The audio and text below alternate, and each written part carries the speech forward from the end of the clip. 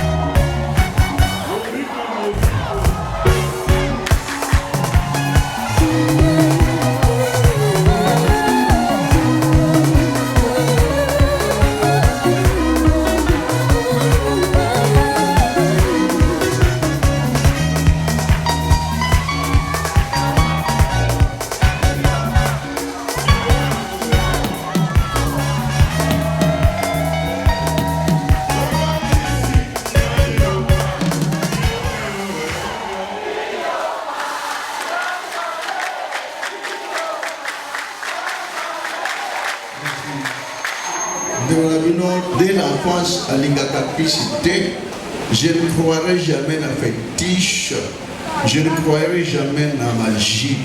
Ceux qui m'a beaucoup na oba trasili ba mangomba etonde na makila, mais ma beaucoup na ndeko na bino ekotika la simba makila. Comme je n'ai jamais mangé la viande, je ne mangerai pas non plus jusqu'à la fin de ma vie. Et ndeke makila ya nyama na oboya. Bon amour na makila motu. Ata machombe, ata bébé, je n'accepterai jamais. Yogoyo nanda yoba lengate bangate wana nzela so. Va saigner comme ça, peut-être le pita, malgré vraiment accessibilité, ça me fait mal pour nous dans les bandes des amis, environnement des amis, ça tourne des eaux politiques. Des eaux politiques. Tu as appris la poste au temps de la saba pour ça qui tombe au pito côté. Tu as appris la poste même la poste à Mobembo, les aramoutois de la bibliothèque. Mais celui de la bibliothèque à Mobembo, à Taïambo, à Bopi, il y a la tête à Mobembo. Je demanderai tout simplement, madame, à l'incognito, que nous sommes que le prophète, que le prophète, il y a un prophète, il y a un protéger les bonabinons.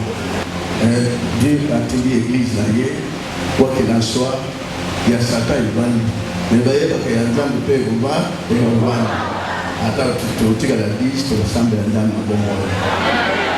Il y a 100 collègues à 100 banques. Pour l'intérêt quelconque, que vous suivez, je vous aime tout dans l'examen d'État. C'est vrai qu'il peut y avoir des ratés, et on va réussir, peut-être toi, l'œil qui m'a cassé, et que vous avez à réussir, mais il n'y a pas à juger pourquoi tel a réussi, pourquoi tel a réussi. Nous sommes aujourd'hui à l'îlot, il va y avoir Mutapolo bakingana réussir, il y a échoué dans la maille de ténèbres, maille de l'ensemble des alicolo. Nous avons besoin de placer dans la maille de l'alico, pour assurer la cabine, pour y camper, pour aussi samate, pour céder pour la biloba de bataille. Au période de biloba de Baikotomborami. Moli mwe yata wa mtu kwa ajili sa kitege moli mwe ozana mtu kwa pega kwa le Mura ta vision ata l'autre boke monalité et monalité ata mwa l'autre qui ata iteni à l'autre de il y aura personne qui pourra dire qu'il y aura même qu'il y a plus l'esprit en vous, l'esprit que notre Dieu a donné a mis dans votre frère, ça restera jusqu'à l'infini. Rosala, il va bien. Mais il y a d'abord pour ce qu'on voit dans le monde. Qui est pour le là, peut-être pas qu'elle s'intéresse à faire comme ça, qui a juste pouvoir l'entendre. Mais il va être actif dans elle, la jalousie.